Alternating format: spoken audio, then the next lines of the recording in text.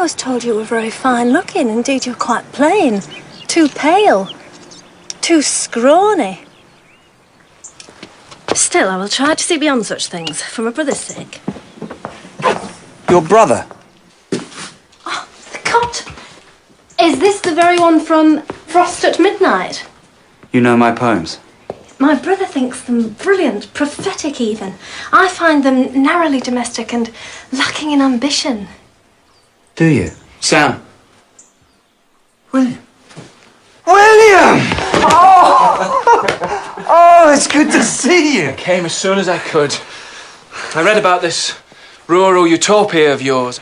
It was a revelation to me. You're the brother. This is your sister. Yes, indeed. This is Dorothy.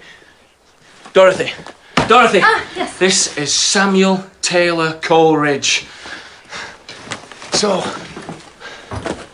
are the others here? Davy, Thelwell, Southey? Well, no, not yet. Thelwell, as you know, is still in prison. So far, it's Sarah, myself, and the baby. But now you're here, and that's what matters. Sarah, come with me.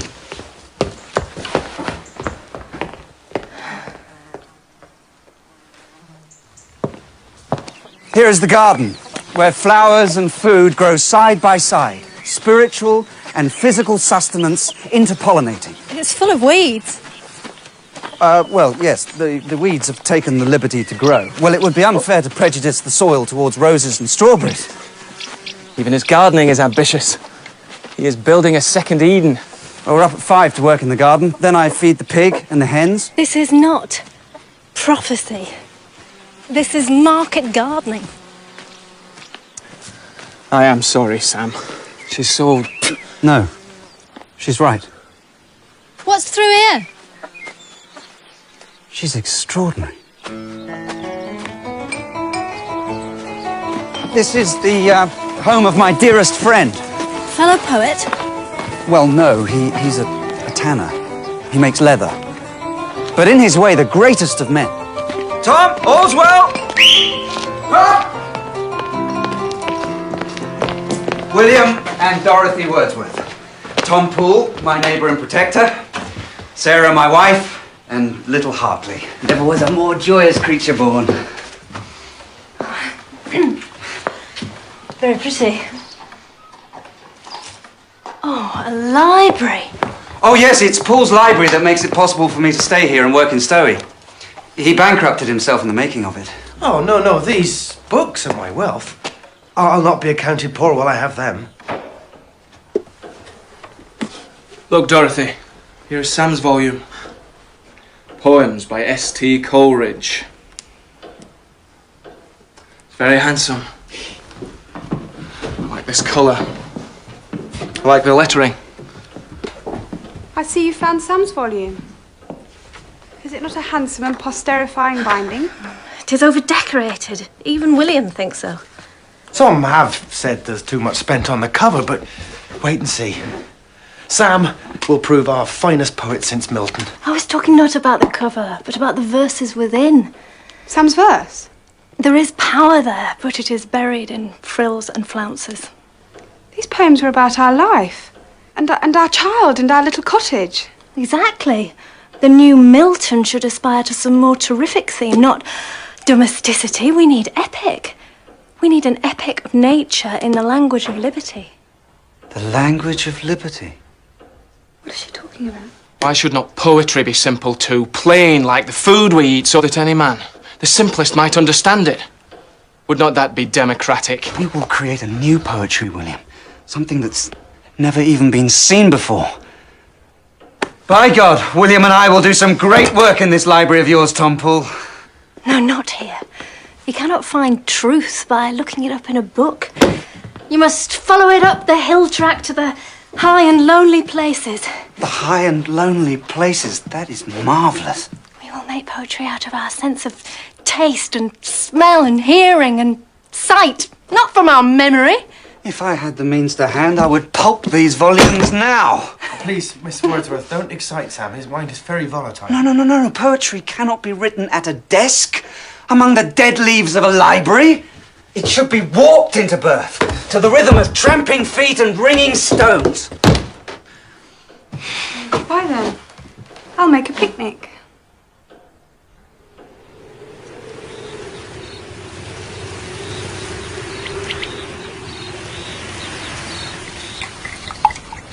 Look, there's even soup, Dorothy.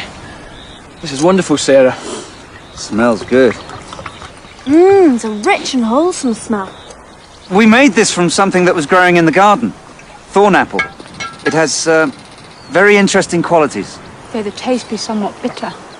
Doesn't taste bitter to me. But then I have no sense of taste. No, surely not. What, you can't taste anything?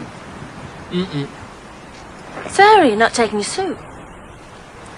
Thank you, no. I've tried it once before. Eggs. I can taste eggs. But that may just be the texture.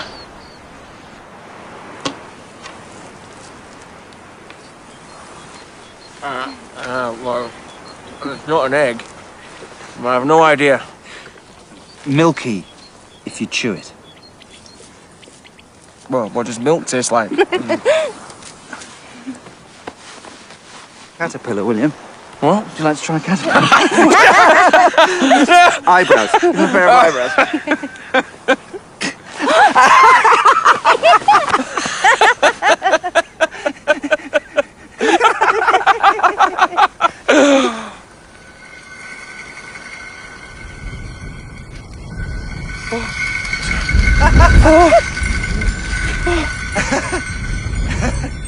Oh my God! What's happening to me?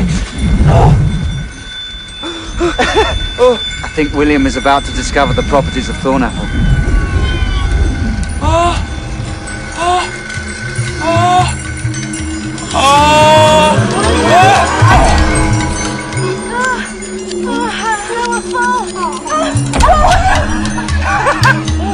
I will fall into the sky.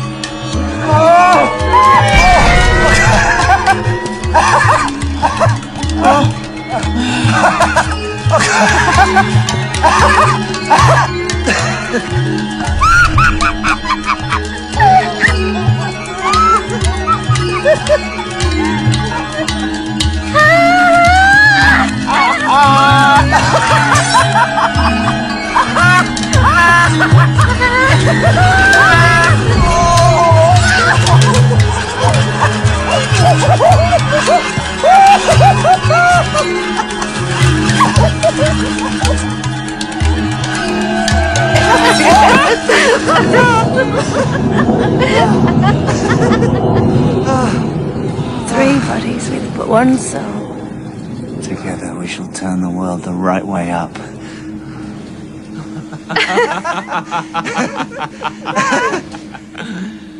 Sam? I can't carry Hartley and the hamper. I'm sure she would make the perfect wife for someone, only not for him. He's like a marvellous bird, tethered to a huge sea anchor. But how can he write when he has to answer to her every call? And yet he writes about her wonderfully well. The poem about the frost and the baby, no one has written so intimately before. It's nothing.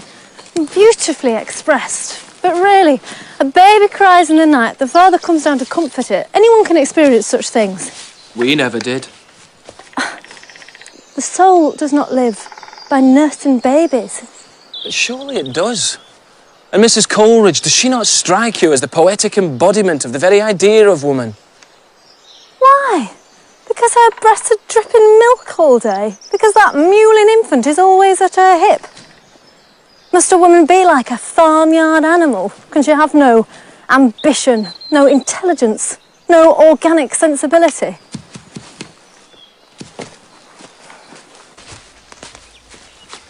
We will light a candle in this window, which shall shine out to a far distance, sending its echoes back from the future. How long are they staying? I don't know. I love your poem about the frost, Sam. I know you do.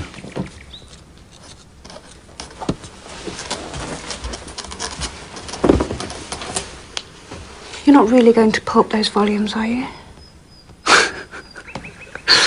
No, of course not.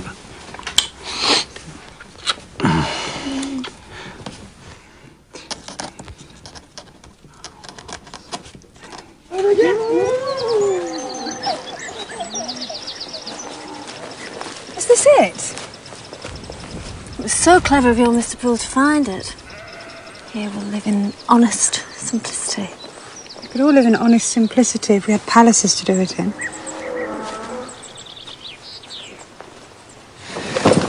Davy sent this to welcome you to your new home.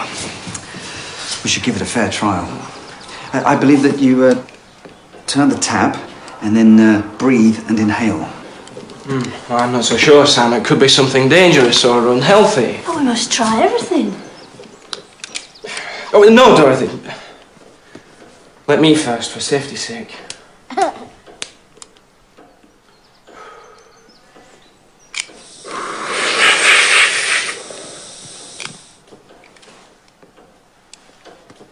I feel no change. Perhaps you have to wait for it to reach the brain. No, no different. Will it wear off? Of course it will.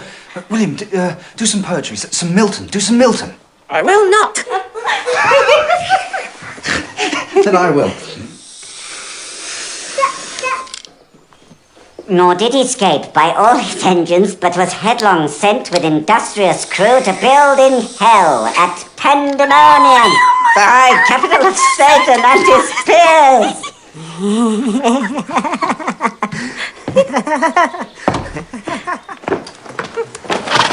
Ah, Wordsworth, is it? How do you do? I'm Holland, the pastor hereabout. I'm glad to meet you.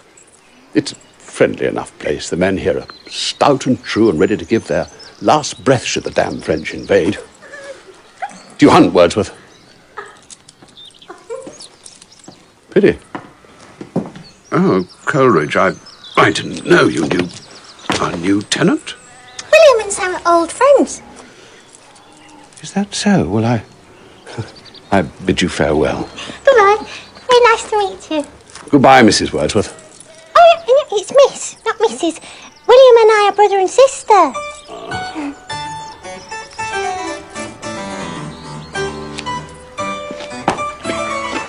Goodbye, Mrs. Wordsworth.